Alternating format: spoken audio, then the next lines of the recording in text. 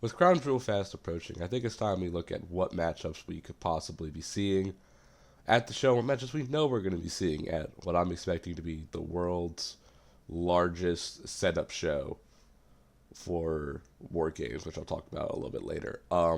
First off, we have the main event: Cody Rhodes versus Seth Rollins for the Crown Jewel Championship. And before we get into this matchup, I think we have to address how stupid the Crown Jewel Championship is. The fact that we have to have Rollins versus Rhodes on Crown Jewel is dumb. Let's be honest. We should be having Cody Rhodes versus Drew McIntyre, Cody Rhodes, Drew McIntyre, and Randy Orton triple threat match. We should be actually finishing this CM Punk Seth Rollins feud. 3 Stages of Hell, Hell in a Cell, something like that. Because these feuds need to be continued slash ended, and now there's a chance this stuff's not going to happen until the end of the year. But looking at the actual matchup itself, Cody Rhodes and Seth Rollins, they had the wonderful trilogy of matches back in 2022, and absolutely tore the house down every time.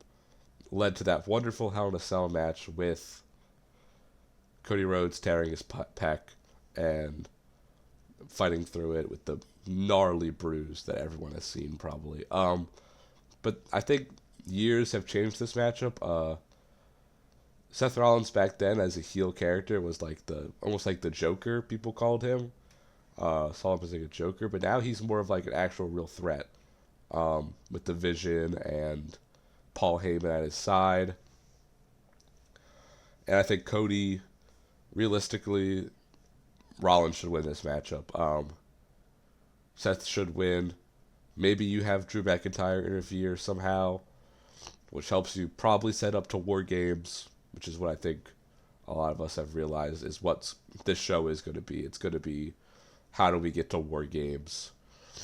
How do we get Seth Rollins and Drew McIntyre and Brock Lesnar and the rest of the division together? How do we get all these baby faces together to tackle this group? So yeah, Rollins should win, and you see this matchup really get set up for War Games. And now we got the other Crown Jewel Championship for the women's. Stephanie Vaquer versus Tiffany Stratton. Tiffany coming off of a horrible match on SmackDown last week. And to be honest, I think this should be a real interesting matchup because it's the first Crown Jewel Championship match to have two baby faces. So I think what I would do personally is Tiffy should turn heel in a way. Not go full heel necessarily, unless that's what WWE wants to do, and turn Tiffany Stratton fully heel. But I think it should be more or less Tiffany Stratton should turn heel-ish, be a tweeter, and you really have Stephanie be the big baby face here. And I think Stephanie should win. I think the idea of Tiffany, who hasn't lost a match in the entirety of 2025, winning again and pushing down Stephanie right after she had that big win at WrestlePalooza, it doesn't make sense. Stephanie should win, and hopefully you could set up them two to have feuds going into War Games, or have them be in the War Games matches themselves. We'll have to see, but I definitely think this is an interesting matchup. Next, we got John Cena versus AJ Styles. Thank God we're having this match. I think a lot of people were upset when Cena made that comment at the Clash in Paris press conference, where he brought up how he couldn't wrestle everyone, so he was doing moves of people to honor them. And one of the moves he did was a Styles Clash. I think a lot of people were upset we weren't going to see Cena Styles, but I think this is a really good matchup for this, especially since we're probably not going to get any Cena build. In fact, we aren't. Cena's just going to show up at Crown Jewel. So I think Styles could definitely do a little bit of the heavy lifting. I think also you could just kind of have Styles do what he's doing on Raw right now with the Americanos, and just kind of have it be in the background like, yeah, I'm wrestling John Cena, and have maybe the Americanos be him training to wrestle John Cena. And yeah, I think this match could totally work with no build that we're seeing. This match should 100% call back to the SmackDown Live era, um, where these two mainly wrestled each other,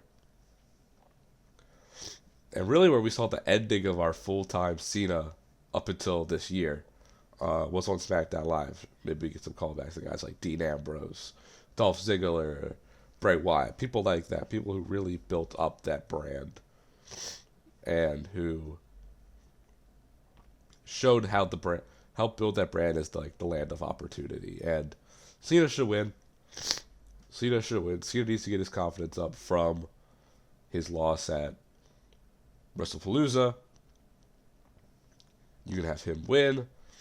You could have initially to Cena, hopefully, being in the men's War Games match opposite Brock Lesnar. And our most recent confirmation, Rhea Ripley and Io Sky versus the Kabuki Warriors. This match was going to happen. You knew Rhea was going to have some sort of match in Perth, her home country. And I think this is a phenomenal matchup. Io and Rhea, their friendship, see how that friendship soured Asuka and Kairi Sane's relationship with Io.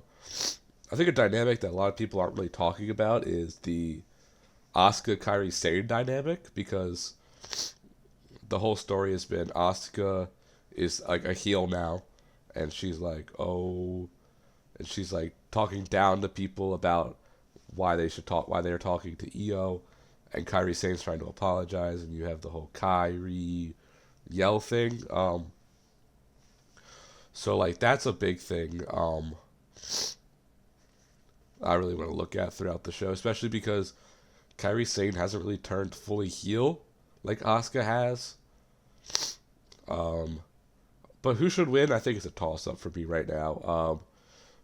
It's Rhea's hometown. It's Rhea's home country. You would think Rhea winning makes sense, except you also have to look at the story long term. You got definitely these 4 women go to War Games and have a big babyface win in War Games, so maybe you do that. But then here you definitely have Asuka and Sane winning, so I think it's 100% a big toss-up for me on who should win this matchup. I'm going to go right early with Rhea and Io winning, but that could 100% change in the future. Now we're going to really go into the match ideas I have, stuff that's not been confirmed, stuff that's speculated, and all that stuff. So we're going to start off with the Sami Zayn US Open Challenge. I think realistically this is going to be on the Go Home SmackDown. But I think it could be fun to put it on the PLE, have the surprise of who Sami Zayn's going to face be on the PLE. But realistically, they're probably going to put it on the Go Home SmackDown, and it's going to be either some big Australian star, or who I think more likely it's going to be is maybe a major return or a call-up. Maybe this is where Obafemi gets called up. Maybe you see Javon Evans, something like that, Trick Williams, someone like that gets called up and faces Sami Zayn. But I think it could be an interesting match for the PLE. I mean, if this was in Saudi, I would totally say Sammy's going to be on the show. But since it's in Perth and not Saudi like it normally is, I see a world where Sammy gets left off the show. Now, next up, we know the Bronze are going to have a tag team match with Roman Reigns. Roman Reigns returns, set that up 100%. We just don't know what we're going to get for partner-wise. We could see Jay or Jimmy, have the Bloodline reunite thing.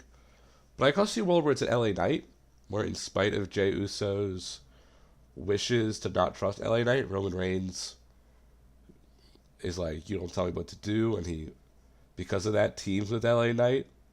Who I think it should be? I think it should be Punk. CM Punk is set to be on Raw this week, so we'll get some confirmation on what Punk's going to be doing.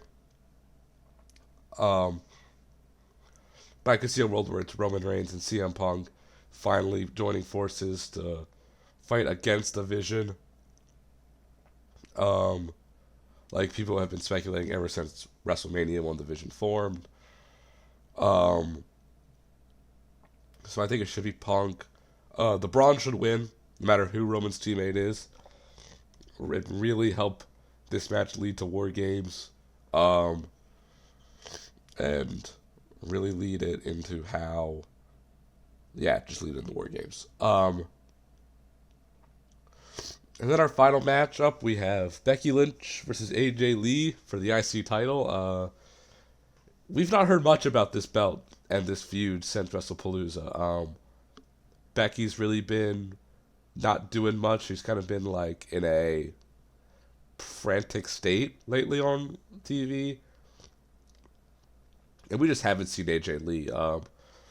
I think we do have to look at it to where if we don't see AJ Lee return within the next couple weeks, that maybe this deal was a one-match deal. It was just for the tag match at WrestlePalooza, and we need to, maybe sit back on our AJ Lee is going to be a full-time WWE superstar again. Or we can see AJ Lee come back soon and challenge Becky for the title. I think that's a huge possibility. Becky should win.